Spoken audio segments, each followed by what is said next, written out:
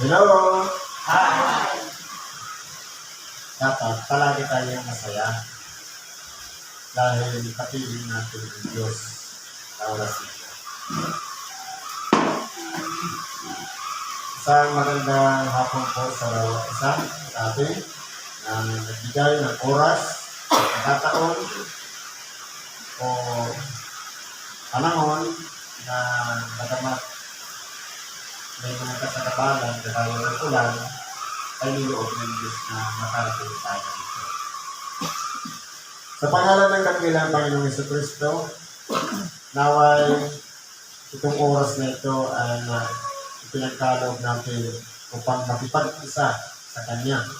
Kanina sa pananalangin, at ito naman yung ikalawang bahagi na walang iba, ang bigyan ng buhay, ang mga aral o sitas na ipinagkaloob sa araw nito. Meron po tayong sitas ngayon. Ang una po, ayon sa unang sulat ni Apostol Pedro, sa Kapitulo 5, versikulo 1 hanggang 5.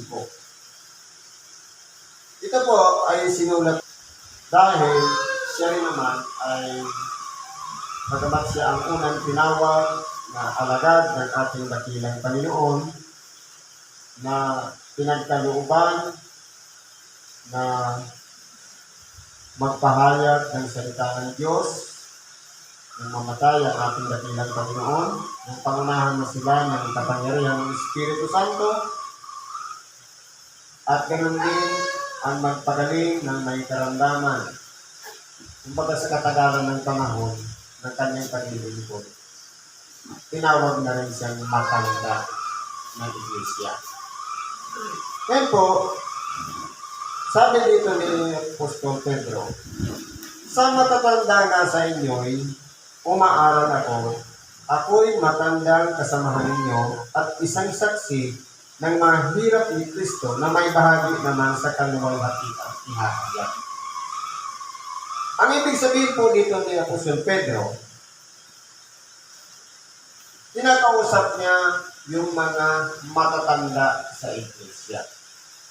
Sino-sino po ba yung tinatawag na matatanda sa Iglesia? Ano po ba ang pinagbabatayan? Yung edad ba? O yung tagal na sa paglilingkod?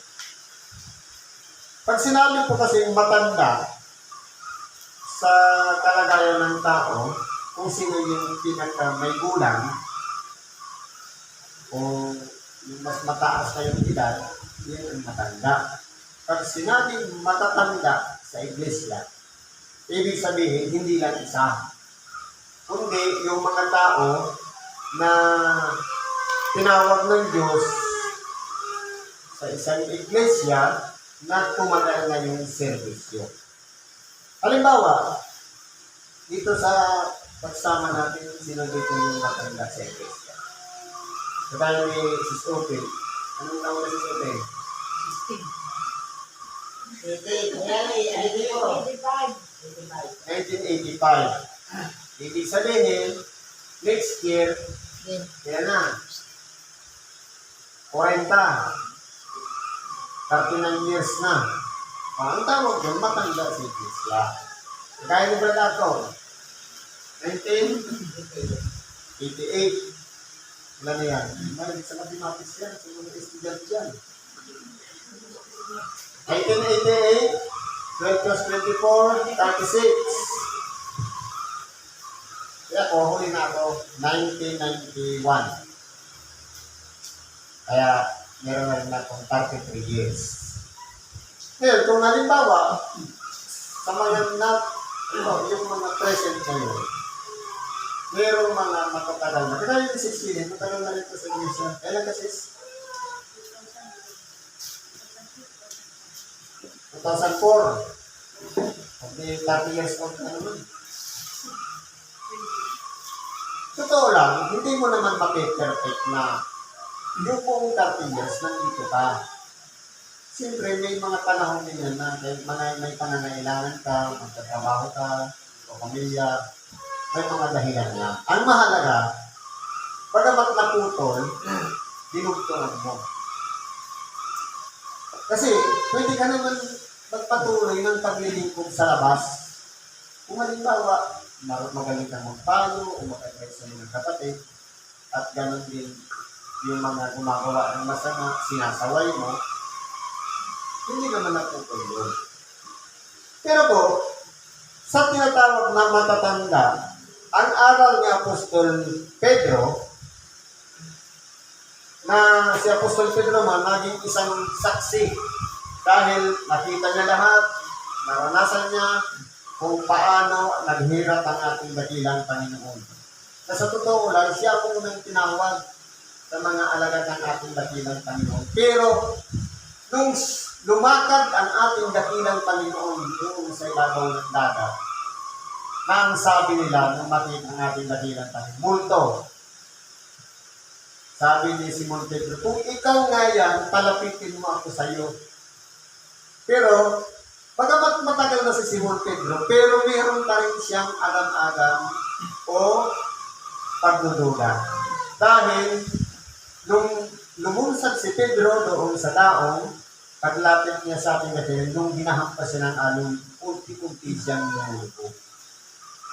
Yun ang kalagayan ng tao, natatakot sa mga pagsubok na dumarating sa ating buhay. Yan po ang katotohanan din sa atin. Naranasan din natin yan na minsan active tayo, tuloy-tuloy, minsan dumarating ang panahon na lumulubog tayo, pinanghihinaan ng loob, na kung minsan parang nagdadalawang isip tayo. Ang mahalaga, nakalapit pa rin tayo sa ating dahilan. Kasi lahat naman, halimbawa ako, pag nung ako'y naging kasangkapan at evangelista, doon naman ako sa may gumanap. Pero nung lumipat ko sa paliparan, nawala na ako kasi malalim na hindi ko kabisado. Yung Laguna ba yun? Batangas. Hindi sa Batangas. Kaya doon, yung nahirapan ako maghanap ng templo. Pero ngayon, nung masungkungin ko na bumalik na naman sa Pasig, hinanap ko. Dahil nasa spot na area pa yan, kaya na kailangan mong hanapin. Kumaga, hindi siya naputol. Kasi ginampanan mo pa rin hanggang ngayon. Ganyan po ang naging kalagayan din ni Simon Pedro. Na lumubog din siya. Pero lumapit pa rin siya sa ating dakilang Panginoon. Sampul po yan. Ngayon, sa mga matatanda, dahil si Simon Pedro ay isang matanda na rin na kasamahan ninyo, kasamahan ng ating dakilang Panginoon, at tayo naman ay yung mga matatagal na rin sa paglilingkod, naging halimbawa po si Simon Pedro na nagpatuloy sa pagganap o pagsunod sa kalooban ng Diyos. Ano po naman ang sinabi niya? Na may bahagi naman sa kaluwalhatian niya. Ibig sabihin, hindi pa pala napulting ni Simon Pedro kung ano siya, kundi hinihintay niya pa ang pagbabalik ng ating dakilang Panginoon. Ibig sabihin, hindi niya pa nakita yung kaluwalhatian ng dakilang Panginoon, kundi nagpapatuloy lang sila sa paglilingkod na walang iba, ginagawa nila yung iglesia upang sa ganun magpatuloy na lumago at makilala ng lubusan ang ating dakilang Panginoong Hesus. Ano po ang payo niya? Panalagaan ninyo ang kawan ng Diyos na nasa inyo. Kung tayo po ay matagal na sa paglilingkod, kapag nakita ng Diyos na pwede tayong pagkatiwalaan ng iglesia o kaya grupo na pwede nating i-manage o pamahalaan, yun po ay ipinagkatiwala na sa atin. Sa makatuwid, ang pinag-uusapan dito, experience, hindi yung edad. Kasi meron pong tao na, halimbawa, ito, alam na yung luluyan, pero kapasal-pasal lang. Pero meron naman na bata na nakilala na yung luluyan. Ibig sabihin, yung tagal ng serbisyo na nag-commit sa Diyos, yun yung tinatawag na mga matatanda sa iglesia. Na bagamat dumarating ang mga dagok sa buhay, pinanghihinaan ng loob, nasusubok, at minsan napuputol yung paglilingkod ang mahalaga. Ngayon, nandito pa rin tayo gumaganap, kasama tayo sa tinatawag na matatanda sa iglesia. Ang gagawin lang naman natin sa mga matatanda sa iglesia, pangalagaan yung tupa. Ibig sabihin, may halimbawa natin na bilang Panginoon. Kapag yung pastor mayroong pinagkatiwala na 100 tupa, iiwan niya yung 99 hanapin yung isang nawawala. Pero po, ano ang nangyayari sa atin? Kapag meron tayong kapatid na naputol yung paglilingkod, napahiwalay, tapos pagbalik, pagdating sa templo, minsan, naiinsulto pa. Sabi sa Bicol, namara-para ka. Parang bagay hindi welcome. Ba't kayo pala? Siguro may sakit ka.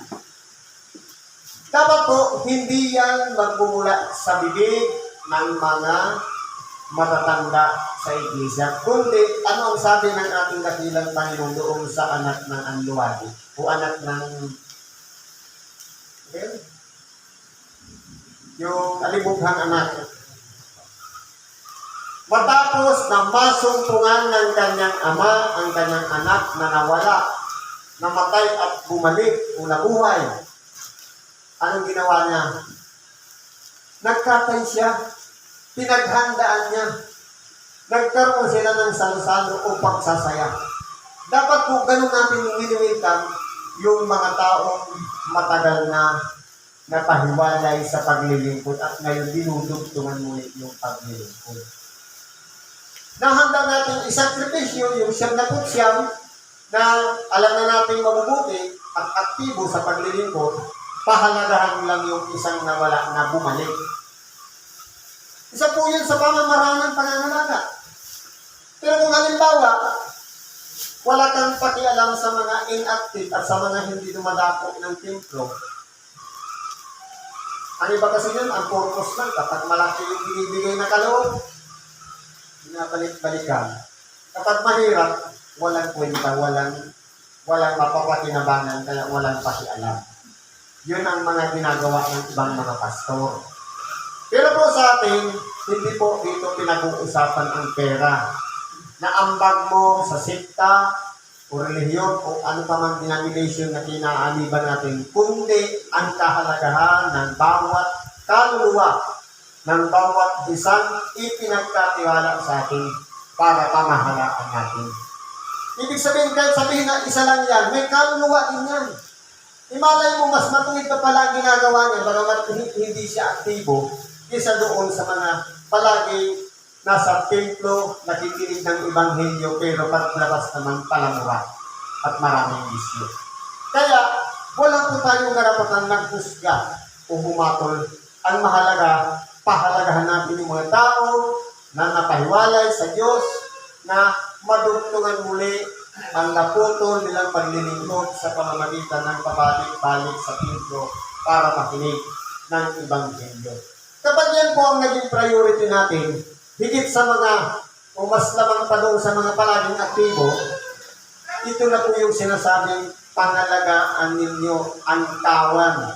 Ibig sabihin, ayaw natin na may malagas o may mawala doon sa mga ipinagkatiwalang tupa sa atin para pangalagaan natin. Hindi lang po pagkakainin. Ang salita ng Diyos, yung pagkain natin, spiritual. Ang pangangalaga, yung dadalawin mo siya kapag meron siyang sakit, kapag tatlong, halimbawa, namimiss mo siya palagi na dapat gusto mo, linggo-linggo na rin siya sa paglilingkod para lamang makapagpatuloy sa sinumpaan din na tungkulin na walang iba. Ang sinasabi, hanggang kailan mo patitindigin ang bandila ni Kristo. Sasabihin natin, habang may buhay. Kung seryoso yung habang may buhay, gagawin natin. Itinuro lang naman ni God at ni Sis na kapag tinanong ka ng ganito, ganito ang sagot habang may buhay. Pero kung seryoso ka doon sa sagot, kahit busy ka pa, kahit malayo ka pa, darating ka sa templo para makinig ng Ebanghelyo. Pero titingnan po natin. Sa totoo lang po, matagal din ako napahiwalay dito kasi kumbaga nagdawatak-watak na. Pero, ngayon po, nung napasama itong templo ng Tamaligan, ang ginagawa ko po, kahit malayo yung lugar ko, sinisikap kong makarating dito. Dahil, kung paano nga ang Pangulo at Vice aktibo, dapat maging huwaran ng palaging pabalik-balik sa templo. Hindi po dahilan yung panahon na kahit maulan doon sa pinanggagalingan namin bayan, ang mahalaga makarating dito. Upang sa ganun, yung mga narito naman na malalapit, hindi siya magdalawang isip na dumako dito. Kasi yung malayo na nakarating, bakit yung malapit hindi nakarating? Yan po dapat ang pakaisipin natin. Tayo pong lahat ay mahalaga sa paningin ng Diyos. Kumbaga, dapat ang paghanda natin, yung pagsalubong natin sa ating dakilang Panginoon, walang mainiwan, sama-sama tayo doon sa buhay na walang hanggan. Yun po ang pagkakasabay natin. Alam natin na lahat tayo busy, may mga trabaho, pag-aaral, paglaanan po natin ng oras yung linggo na dapat italak natin sa utak natin na gawin natin pinakatautusan na tuwing alas 12, papunta ka na dito, gagampanan mo, pagkatapos ng Ebanghelyo, pwede ka na mag-exit kung busy ka. Ang mahalaga, nakadalo ka, na ilagay yung pangalan mo noon sa talaan, kalagdaan ng matlaya, pagkatapos nakita na kapag nag-look doon yung mga record, active ito kasi palaging nakasulat ang pangalan. Hindi ka hanapin ng mga matatanda sa iglesia kahit palagi kang nakikita sa ating lahat. Ganun po yun. Ngayon, ano naman ang gagawin sa mga ang gagawin ng mga matatanda sa iglesia sa payo ni Apostol Pedro? Na magsigamit kayo ng pagpupuno. Kapag mayroon itong kahinaan, o halimbawa, nagdadalawang isip, o kaya pinanginginaan ng loob, sabi nga, yung pagpupuno, hindi yung sisihin mo pa, bakit hindi ka nakapunta, bakit wala ka ng linggo. Dapat yung pagpupuno, ano ba ang pinakadahilan mo? Ilapag mo. Nang saan baka magabayan ka, maturuan ka kung papaano mo ngayon aayusin yung schedule. Kasi kung ano nangyayari niyan, sasabihin, wala akong time, wala akong oras, imposible naman po yun. Lahat tayo may 24 hours. Hindi lang na-manage. Dahil, sampul na lang, Lunes hanggang Biyernes, pumasok ka sa eskwela. Sabado, maglaba ka. Tinamad ka, sa linggo na ako maglaba. Palapit na yung oras, mag-aalas 12 na. Hindi ka pa naka-umpisa ng labahan. Hanggang sa nagsabay na, alas 12 ka na naglaba, naging dahilan patuloy yung labahin mo, hindi ka nakadakop ng templo. Kung ang pamamahala ng matatanda sa iglesia, isinishare ng mga pinamamahalaan ang kanilang problema, matuturuan sila para ma-manage yung 24 hours na ipinagkaloob sa atin ng Diyos upang sa ganun, yung oras, hindi na nga 24 oras yung hinahanap ng Diyos para punta ka ng templo.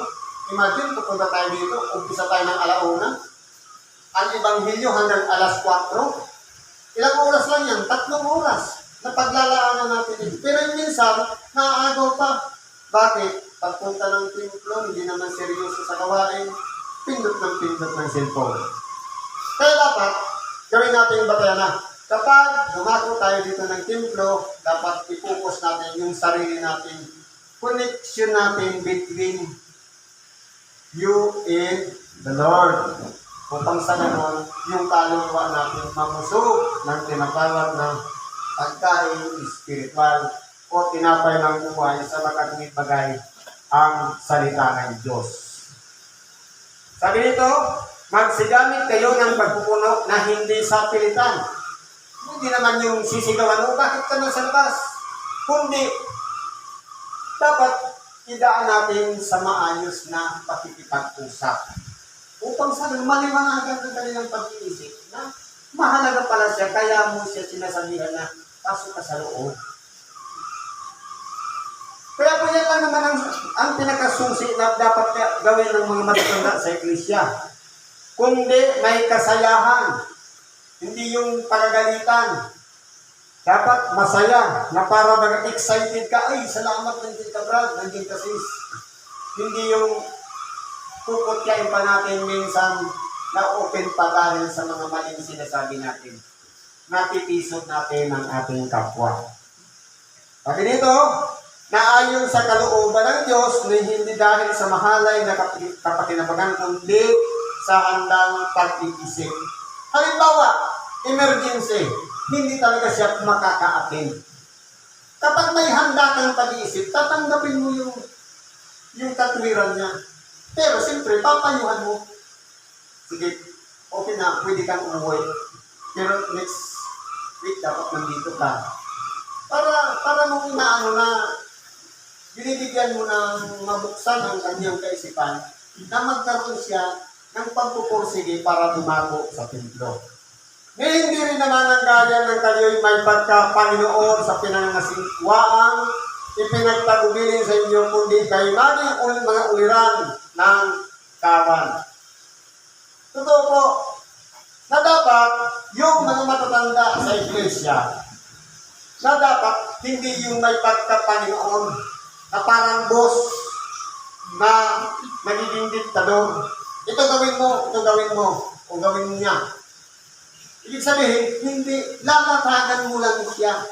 Katulad naman ng trabaho ng Evangelista, ang trabaho ng Evangelista, sinubo sila ng Diyos para ang salita ng Diyos, basahin, ipaliwanag, kunin yung sustansya, maunawaan ng mga tagapakinig.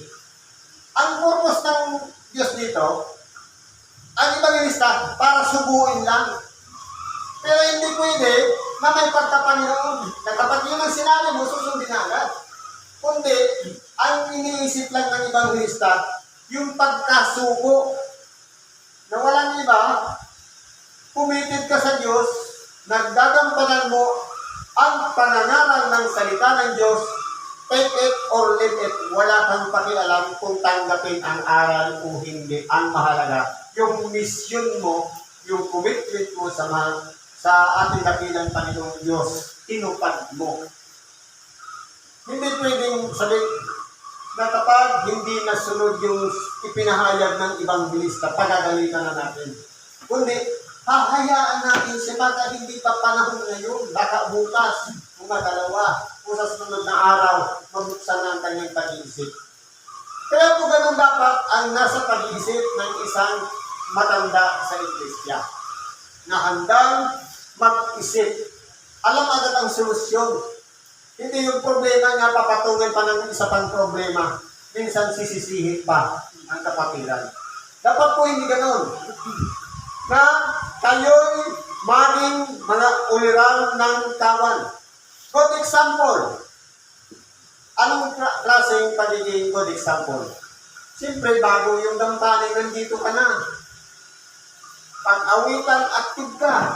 Pagpanalangin, nandyan ka. Ibig sabihin, pag nakikita yan ng ating mga kapatid na baguhan, nagiging uliran tayo para sa kanila o huwaran upang pamarisan.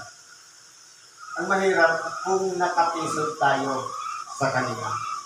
Kasi nga, ang sino man ikanang pagmulan ng ikapitisod sa maliliit na ito. Ibig sabihin, yung mga matatanda sa iglesia, kung pagmulan ng ikapitisod ng mga baguhan, wala pong kwenta sa harapan ng Diyos yung mga datihan. Bakit? Anong sabi ng ating dakilang Panginoon? Mabuti pa sa kanya ang titinang talian sa liig ng isang gilingang bato at ihulog sa gitna ng dagat. Ibig sabihin, walang kwenta. Kaya kung halimbawa, nakatisod tayo, naka-open tayo ng ating kapwa, i-reconcile agad natin. Kahit sabihin pa natin tama tayo, ang mahalaga kung nag-sorry tayo sa kanila dahil magkaiba po ang level ng pag-iisip natin at yung mga maliliit pa o yung mga musmus pa sa pananampalataya. Kaya kahit sabihin na, wala naman akong ginawa o nilabag na pagkakasala para siya ma-open. Pero, nakapisod ka na eh. Kaya ang mahalaga doon, pero kung saan mo, puntahan mo, dakuan mo. Yun po ang tungkulin ng mga matatanda sa iglesia. Kaya kailangan tayo maging huwaran para sa kanila upang hindi po natin sila mapisod. Kaya nasa atin pong disiplina din.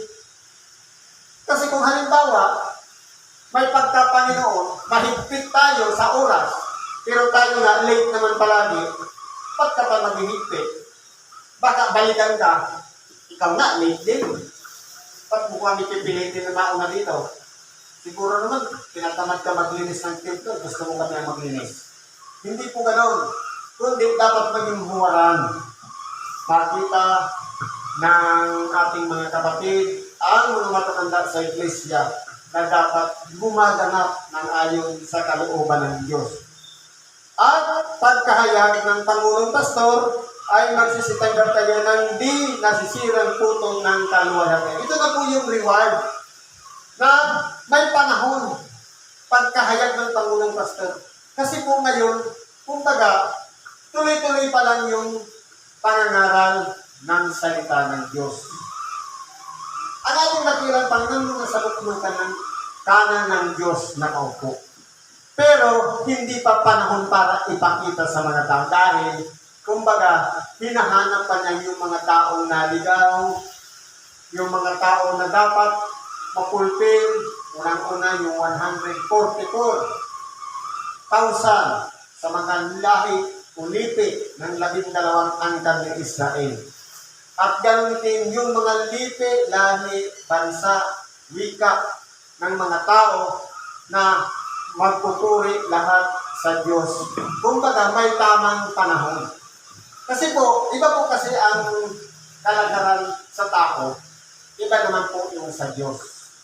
Sa tao po, kapag ang tao nagkasala, pwede mong akusahan agad, ipakulong.